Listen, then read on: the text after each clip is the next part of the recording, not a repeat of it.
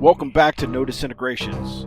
Dave and I break down our thoughts on what's going on from the prequels, the original trilogy, and the Disney Lucasfilm sequels, as well as Star Wars television series. If you want a different take on the science fiction genre, particularly Star Wars, we would be honored if you would join us.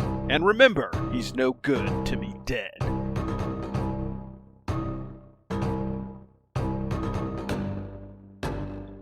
Welcome back, everybody, to No Disintegrations. We are going to continue this podcast, so this is actually episode number 8 or 9. We did the Book of Boba Fett. We kind of breezed over Andor, which we probably should do a rewatch and work on, because I think Andor is worth diving a little bit deeper into. I think that's one of the best Disney Plus shows outside of, I think season 1 of The Mandalorian was a high bar, and season 1 of Andor kind of reached it in a different way. Mandalorian was in writing mostly. Yeah. The writing for Andor was fantastic. Yeah, Mandalorian was a little bit more action based, and Andor's a lot more cerebral. Book of Boba Fett, we did that just because we're Boba Fett fans. Like, if you're a Star Wars fan and you don't like Boba Fett, I question your Star Wars fandom. Because I mean when you think about it, Boba Fett is one of the single most impressive characters that his life went well past the screen time that he had, because I think all total he had like 11 minutes in the entire original trilogy. And so building him up to have future stuff is good. Again, peaks and valleys of all of that show. There were great episodes. There were some writing that was like, okay, yeah, I really like this. I think the folly in it all was just the timing. My personal opinion on the Book of Boba Fett, and I think we talked about this on the other show, is what they should have done is they should have paused the Book of Boba Fett and made it 2 parts and bookended it around season 3 of The Mandalorian. So when Fennec Shand goes, "Hey, look, money can always buy muscle," like that should have been the end of season 1, and then you roll into Mando season 3, so you show all the stuff that everyone missed by not watching the Book of Boba Fett. You can build all those episodes that, were Mando related in the Book of Boba Fett and put that into season 3. Well, that's another thing. When you break up Boba had a lot of dope stuff going on, man. It did not get its due. I really enjoyed the story about how he became a part of the Sand People, and what that entailed between them and the Pikes. Great story. I don't know why they hate on him for it. Having to get his ship back from Jabba's palace. There's a whole lot going on there. Him and how he united with Fennec Shand. Yeah. And then the very end, dude, Cad Bane could have been more climactic. He's a huge piece of the Clone Wars when you think about who are the greatest gunslingers to ever walk. I consider Cad Bane to be that dude. Yeah, I think they could have. Cad Bane was probably the greatest gunslinger alive in Star Wars canon. Yeah, and completely underutilized. And the other part about it, that's kind of frustrating is if they would have used the Kenobi story that's now in Legends, where Kenobi was hanging out on Tatooine, fighting a group of Tusken Raiders that, later on in the book you find out may not have been Tusken Raiders. That would have been a much bigger plot, and then you could have worked towards a crossover between those two shows again in like the second season, and then you could have bought Obi-Wan face to face with the changed Boba, which would have been like, okay, wow, like that's super, super cool, and I got it that there's some time differences about it, but they could have had a moment where they ran into each other, or at least, hey, we've heard about this before with the Tusken Raiders acting a certain way in support of the Pikes. 20 years ago, there was a guy in the desert that fought a tribe of these dudes and tied it back to Kenobi. If they would have, could work, that'd work real. It would have spliced. Yeah, you know what I mean? If they would use the other story, but enough about. And then finally, and most importantly, Mando and Boba come running out of that sucker like Butch Cassidy and the Sundance Kid. Yeah. Dope ass fight. Then you have Boba and a Rancor. Yeah. And that's like throwing a big joker on the table. Yeah. And loved it. Huge fan. Yeah, and unfortunately, and that could have so totally built up too for Mando season 3 if they really wanted to use, the Mythosaur because I think everybody is still waiting for that to happen as well. But enough about Book of Boba and all the other Star Wars shows. Let's get on to Ahsoka. So I will tell you, and we were talking before we got started, and like for me, it's just the show seems a lot brighter than all the other Disney shows that have come out. Like the content just seems brighter, and it's like they're trying to maximize the cinematography to get everything that they can out of the 4K, which I get, but it just seemed like a much, much brighter set and color palette for this show. And maybe they're trying to show the New Republic, and then as we get closer to the rise of the First Order, it's going to get dark again. You know what I mean? But I think there's I'm hoping that's an intentional choice on the color palette, but I think it's interesting to see that even in the moments where, in episode 1, where they were around former Imperials and there was the turn, that the color palette didn't change. Like that would have been super cool if like it would have been dark when they went to Corellia to inspect and that's, coming up.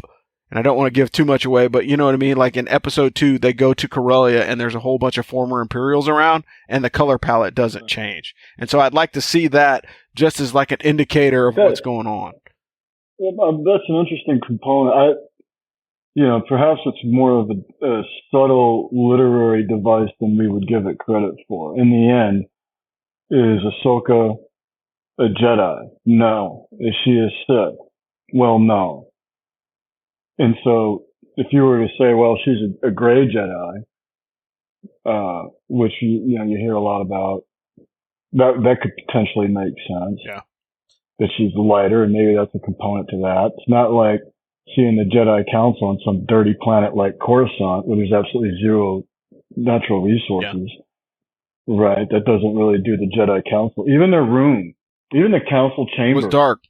It's dark. Always. Right. Yeah. There's nothing light about it. And they got all these magnificent windows all around the thing. And it's still dark.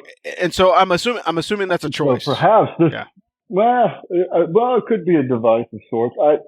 I didn't catch it right away like you did. But it makes sense. Yeah, that was it makes sense, and it certainly sets a different tone. Yeah, that was the first thing that I saw. So diving into episode 1, the first part of it was the opening crawl. Hey, I'm down for that. I don't care what it is. That makes it feel like Star Wars. And right. The vertical scrolling rather than the scrolling into the screen just shows you that it's a different time period. You know what I mean? So it's like, yeah, this is Star Wars, but it's not Star Wars. It's kind of just like when Rogue One started. They used the, long time ago in a galaxy far, far away, and then it was the stark jump. And then there's a drop. Yeah, and it was the stark jump into the story, which worked, and for the first time, Rogue One was the first time that those flashbacks actually happened in Star Wars. So you didn't need the opening crawl because that flashback with Galen Orso, being approached by Orson Krennic became the opening crawl for that. So rather than kind of, I think one of the things that opening crawl did was it kind of reestablished the characters, but it also, kind of as a head tilt to like, okay, guys, like, this already, so there shouldn't be any surprises when we say former Jedi Ahsoka Tano. There shouldn't be a surprise that Morgan Elspeth is running around. I think all of those are just like a quick reminder to say, hey, here's where we are. I think it was really more of a necessity to have that scroll for the viewers. In the end, anybody who's ever seen Clone Wars or the Rebels, they don't need this scroll. They understand everything that's taken place. You know what I mean? And I think that was kind of like a paragraph 1 of an op order, Yeah. More than anything else for those that aren't in the know, but they're certainly fans of the franchise just the same. Yeah, I think one of the issues that you're always going to have, and I say you're always going to have because you're not going to be able to please everyone, and I think the presentation of, Star Wars' story is depending on, like, because you've got multiple audiences, right? You got kids that are going to watch it just because it's bright colors and lasers and laser swords and pew pew pew, right? You're going to have kids that are going to watch it. And then you have adults that watch it that are just like, oh, hey, there's something new from Star Wars. Let me check it out. And then you have the fan base, like the hardcore fan base. And I think you're trying to cater to 3 audiences. And, I think it's one of the sad parts of, I guess we could call it modern Star Wars or Disney Star Wars, is that sometimes I feel like they're not catering to the widest audience possible. Like, hey, look, Star Wars when we were growing up was multi-generational. My dad took me to see the theaters to see it, and then when I was old enough in the 25th anniversary and the original trilogy was redone and brought back into the theaters, I took my brothers and sisters, and they're watching Star Wars with their kids on Disney Plus, and we'll take them to the movies to go see it when it comes out. So I think there's a stage of introduction that has to happen for certain groups of fans, and then there's fans that legitimately will watch anything that comes out with Star Wars. You know what I mean? And those are kind of the audiences that you're looking at. But I think the intro is cool. I like so we'll just call them the Rogue Jedi for right now, so we won't get too deep into them, but I'll call them the Rogue Jedi. But when you look at the 2 Jedi as they show up, they have a Marauder. Where did they get that from? That is a Clone Wars pre-Empire shuttlecraft. That's a big, huge question. Are we going to see an animated version of those 2 in Bad Batch season 3? Do they knock off the Bad Batch and steal their ship? Because that like, how many Marauders can be left at this point? You know what I mean? That was one of the first things we noticed. Yeah. Was that because you see that and you're like, oh. And it's not as popular as like an X-Wing or, Slave One, for example, but it is a notable craft just the same. It took us a while to place it. Yeah, but like that's almost immediate. Like, oh, that's an assault gunship from the Clone Wars era. And so again, it's going to be interesting to see. I do have a problem. Like, as much as I like the characters, Ray Stevenson, great actor, probably the best Punisher outside of John Bernthal. He is the best Punisher in the movies for sure. But one of the questions that I have that I have to ask myself is, okay, so now that this guy is, a Jedi, how did he survive Order 66? And I think that's one of the biggest question marks across Star Wars now, because like the longer the franchise runs, the more people that survived Order 66 we tend to find, and to be quite frank, I just don't think the Emperor was that lackadaisical about it. You know what I mean? Like, he completely wiped out the Kaminoans. He killed the Geonosians, like, basically to a person. There were none left. There was like a couple eggs and rebels, and one Guardian that was left over. So how did all these people survive? Order 66. If you played the Jedi Outcast or Jedi Survivor, the video game, spoiler alert, if you haven't played it, you should have, because it's been out for months now.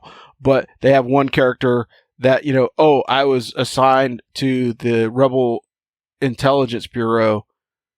I was assigned to the Intelligence Bureau from the Jedi Council when, Order 66 happened. I had a lot of skills in a network from being an intel guy, so I used it to escape. So there's people that, they can explain some of them, but they can't explain all of them, basically, is what I'm getting at. Is like, there's literally, I think right now the list is 31 and counting Jedi that survived Order 66.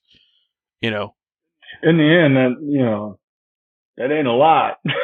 Well, we got wiped out. True, but for the most part. Now, when it comes to Mr. Stevenson,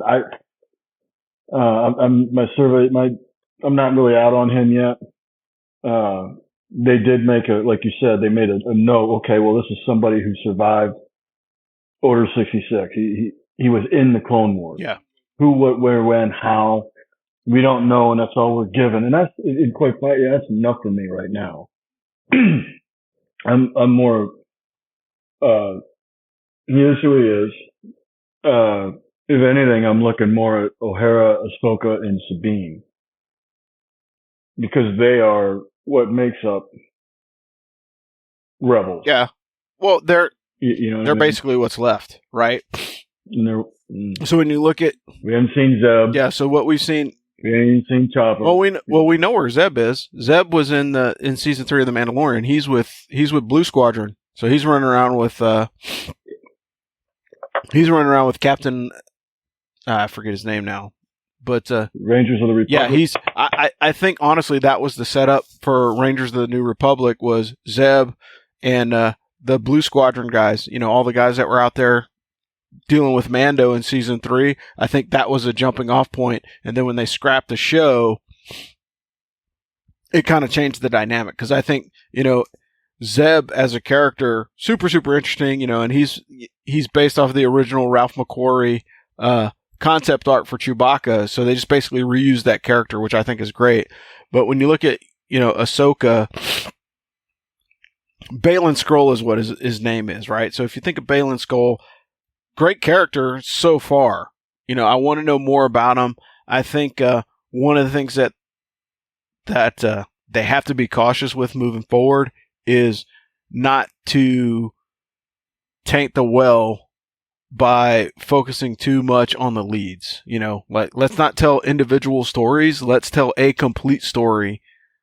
You know, that keeps us interested, because my fear is like we're going to dive down the rabbit hole on one or two of these characters way too much, and it's gonna take away from the story, right? So we know at the end of Rebels, you had Sabine and Ahsoka going to find Ezra Bridger in the unknown regions, and I think everybody is cool with that. Like, hey, the quest is set, right?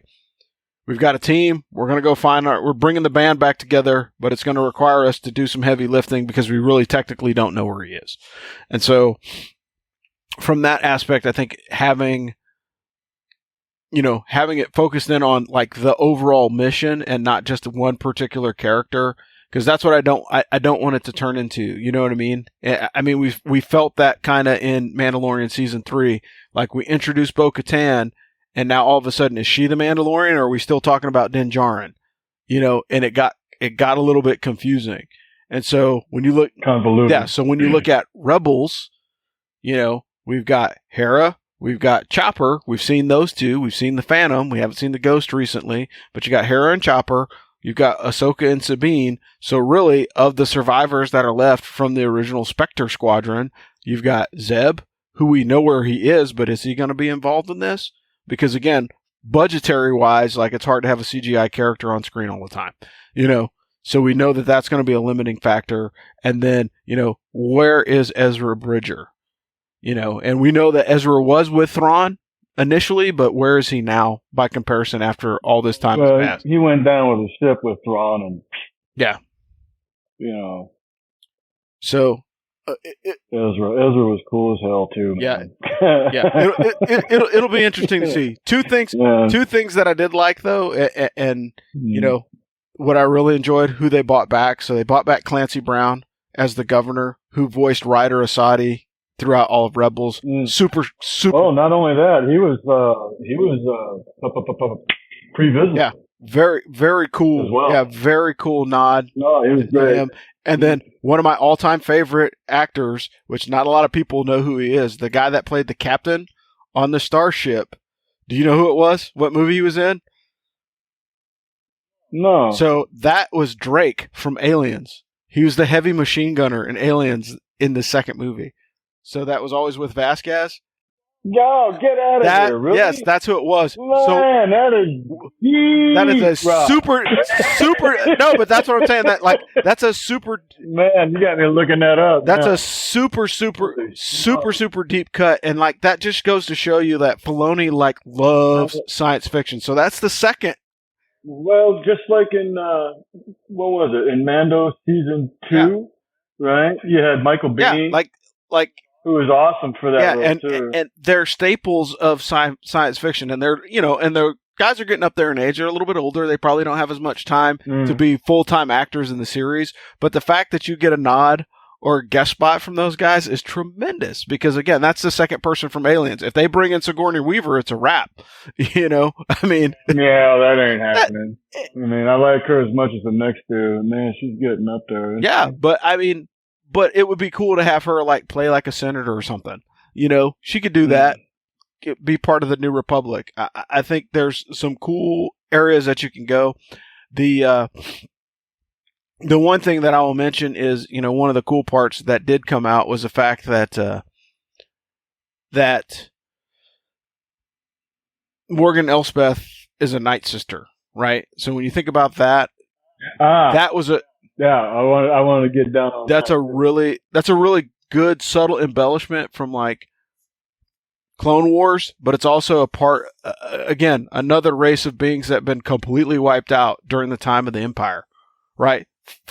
Flourishing, planet during Clone Wars. Whatever happened between Clone Wars and Rebels when there weren't very many people left, and then they go there and the witch, basically the spirits of the witch gets on people. And then, now, as of last count, at least canon-wise, and I haven't read many of the comic books, but at least canon-wise, at least in video games and now on film, the only two that you see left are Marin from Jedi Survivor and Morgan Elsbeth, So it's cool, like, you'll see some moments where she kind of bounces around and she hears the voices of her other sisters, which is super cool. I think that's neat, to have that tie back to the previous shows. But as far as, Ahsoka's concerned, my initial impression was, pretty well lit. The cinematography is good. I'm trying to see where they're angling at. I do like the fact that, the characters have changed. You know what I mean? And they've changed. Some in a better way, some in a worse way. So, like, there's moments in, I think it's in episode 2 without going too far into it, but, like, she plays the mom. You know what I mean? Hera's still the mom. She is still Spectre mom. Like, she is the house mom for all of the people. And so she doesn't talk to the people that she knows well like a military leader. You know what I mean? She talks to them like their family. Hey, maybe you should go talk to Sabine. She might be able to help you. You know what I mean? There's not like, hey, you should go check this out because I'm telling you. Or a middle child. You know what I mean? She plays it. She plays it very, very well. I'm looking at the IMDb cast, and if there's one person that's uncredited, well, he's credited, but they don't give him his name or any character that he plays. And so Wes Chatham, I don't know if you've ever watched The Expanse, but the guy that played Amos, he might be the guy underneath the mask as the Inquisitor. And if he is, that's a great choice because Wes Chatham is an awesome actor. He started off, he was in the unit. He was in the last season that was terrible, but he turned out to be a really good character. So if you haven't watched The Expanse, I would highly encourage you to check that out in between Ahsoka episodes because The Expanse was really, really good. Especially when they kind of dive into Amos's story. Like, Amos is the guy that essentially, has zero fucks to give. Pardon my language, but he also he's also just a stone killer. Like, he's the guy that you want watching your back in a bad situation. So it'd be interesting to see if he's actually Merrick the Inquisitor. But there was some standouts for me. I mean, I was impressed by Diana, the witch. I liked her reprisal of the role. Her being from Dathomir makes a lot of sense to me. I like how they tweaked Ahsoka herself, where I think she's a little bit more. I think her costume is more put together. Yeah. And practical for where she should be. I mean, that was a big thing I think a lot of people complained about when they saw her for the first time in live action. Like, what's up with her hairdo? Now people ain't thinking about it anymore. It looks terrific. Yeah. I like it a lot. I like the way they depicted Ahsoka too as a Jedi, especially in the very beginning. And I'm sure we'll see more of that. Sabine, right now it's hard for me to like Sabine at all because she's just an angry, dramatic child. Yeah. And we'll get past that. I understand that there's drama and you gotta have drama. But that kind of drama just really turns me off. Yeah. However, how she is projected as a character, I dig her entire look. Yeah, I think for sure. I think aesthetically she's spot on. She's spot on. Absolutely. I think they took the time. I think they took the time to develop that. You know what I mean? I think that was one of the criticisms. So, one of the things that Dave Filoni is known for is being sensitive to the fans. I mean, for sure. He does fan service in tremendous detail.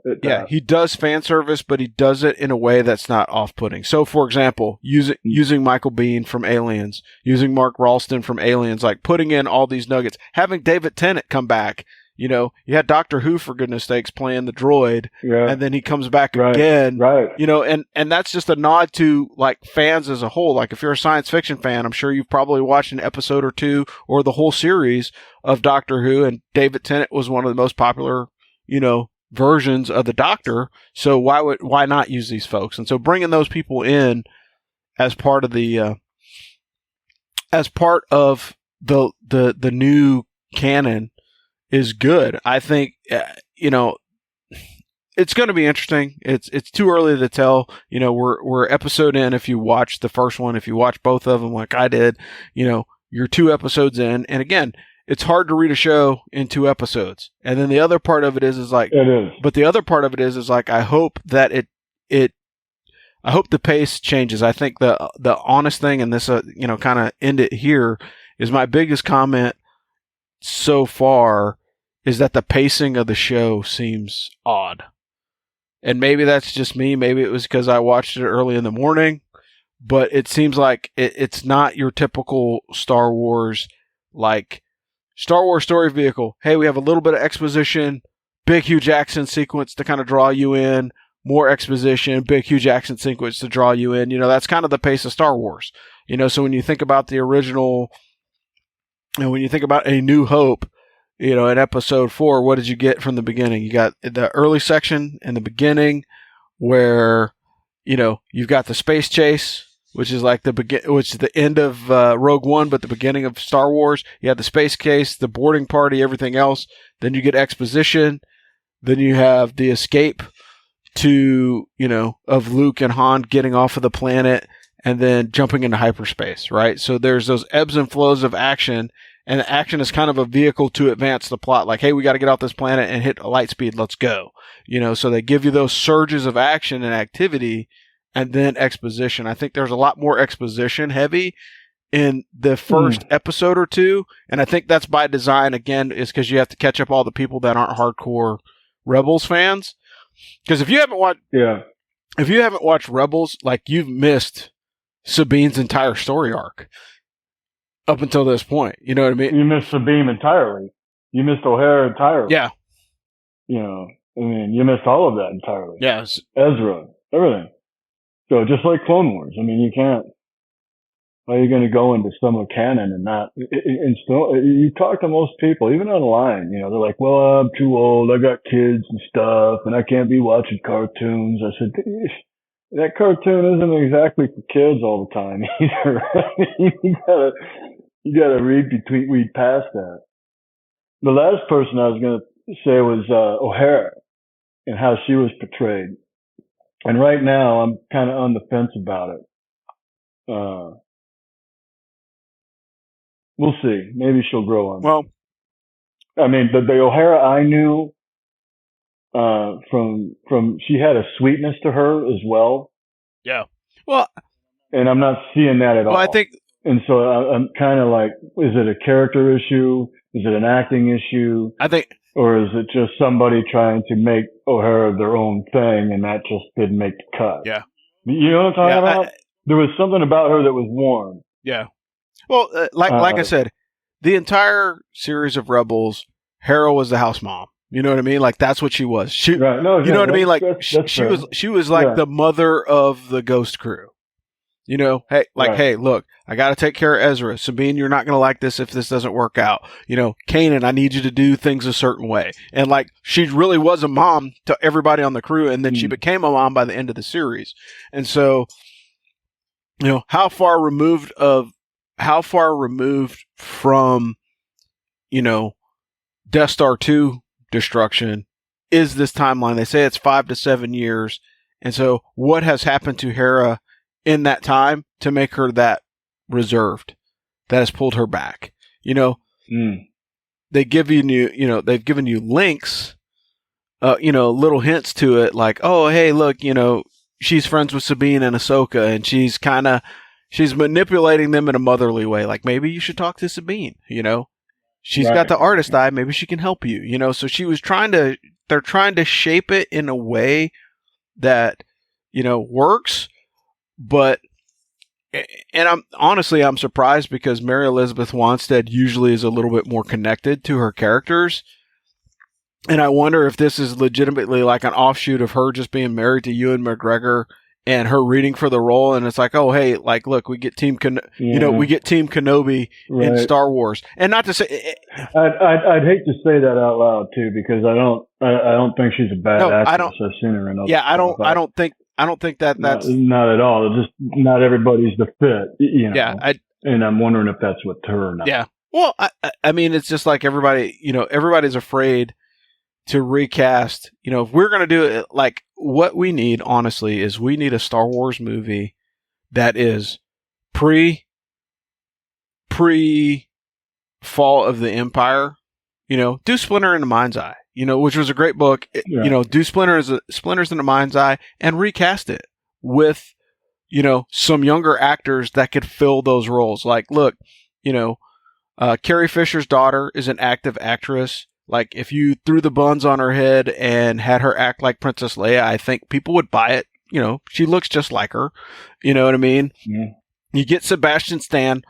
Like, who's going to complain if the Winter Soldier, drops his metal arm and picks up a lightsaber? I'm not going to complain. Bro, I think he'd be awesome, dude. I like that. Like, dude. He's a great actor. So if you were to get, should have been given the shield, bro. Yeah. Yeah, that's a fair point. You and I could do a show on that alone. Well, and that's the thing is, it's just like, man, you have to make smart decisions. There's gonna be things that are gonna go over like a lead balloon, and we all know that.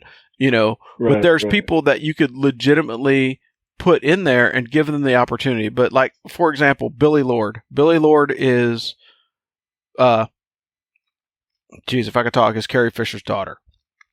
She looks just like her, put some dark hair on her, and maybe she doesn't want to do it. And maybe that might be the reason why she doesn't want to, attempt to fill the role that her mother played. And that's perfectly okay. However, it works. And I can tell you there's a movie coming out in the next couple of years. I don't know how long it's going to be before it does come out, with Kurt Russell and his son Wyatt playing the same guy, 30 years apart. So Wyatt Russell plays the younger version of the dude, and Kurt Russell plays the older version of the dude. Perfect, right? So it's okay. Like, if we can do it with somebody with the gravitas of Kurt Russell and his son Wyatt, I think we could legitimately do it with, other people. I'm hoping that they figure it out. I really hope that they do, just because I personally would like to see, another adventure of Luke, Han, and Leia, Yeah. And just do it in a different perspective. And the other issue that I think that we're leading up to, and we'll see it at the end, and this will be my last comment, but are we going to see the world between worlds? Because the world between worlds was a big part of Rebels, and that's a big part of, like, Filoni's canonization of his TV shows. Mm-hmm. So what are the end results of that?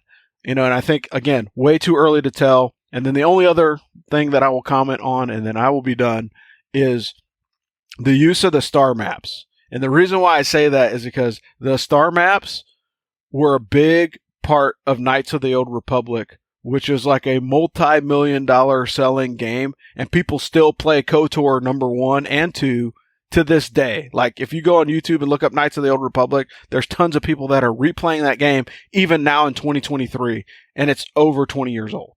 Right? And the reason why they're playing it is because the story is so great that you're willing to look past the little idiosyncrasies of the gameplay to play a game with such a great story. And the star maps were a big, huge part of that.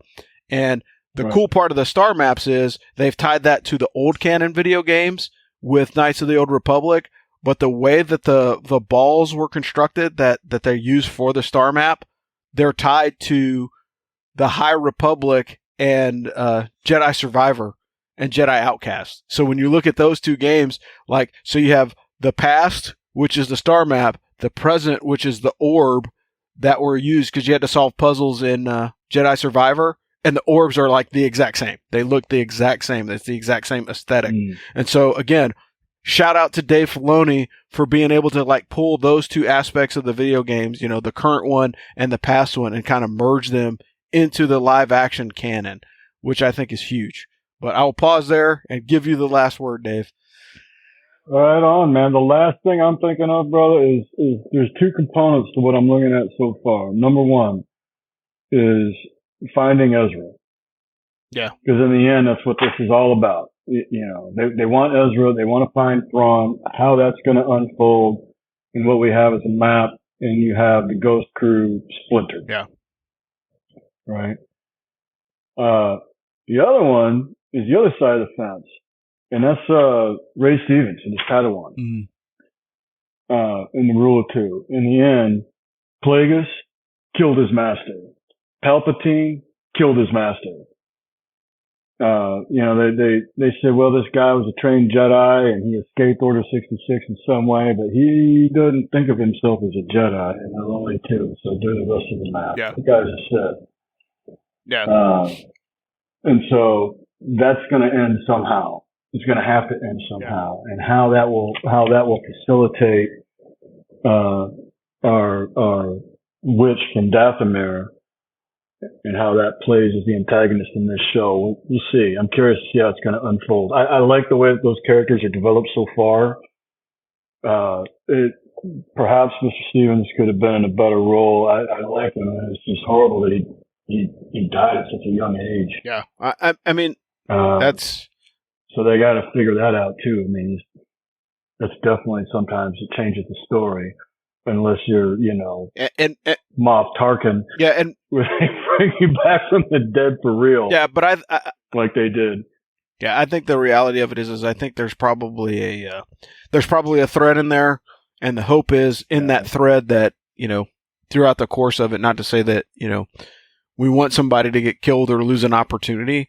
But I think if at some point, if he dies in the story, that if that's organic to it, then it'll be okay. Right. You know what I mean? It'll be okay if we'll see. We don't know. Yeah, well, again, we don't know what his status is. We know he's a force sensitive guy with the lightsaber. Does not necessarily mean Jedi or Sith. You know, and I think he makes some comments, like I said before we got started, in the second episode, that alludes to being more of a gray Jedi than anything else.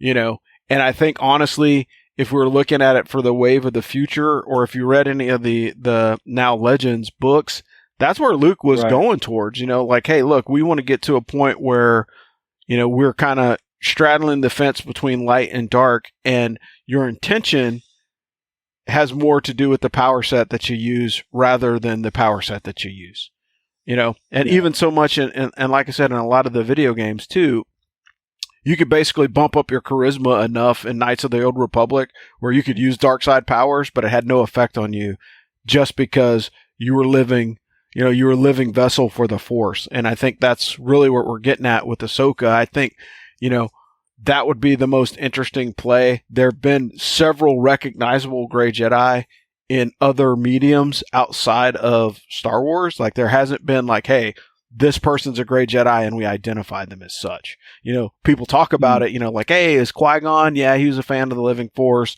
Ahsoka is kind of a fan of just the living Force and going where the Force leads you rather than, you know, some strict code of, you know, power or honor in the other two, you know, in the Jedi or Sith arenas. But there hasn't been somebody that we have legitimately said, hey, look, this guy is basically the Mandalorian of Force sensitives. You know what I mean? Like, hey, if the money's right, I'm going to help you out. You know what I mean? And like, we haven't seen that.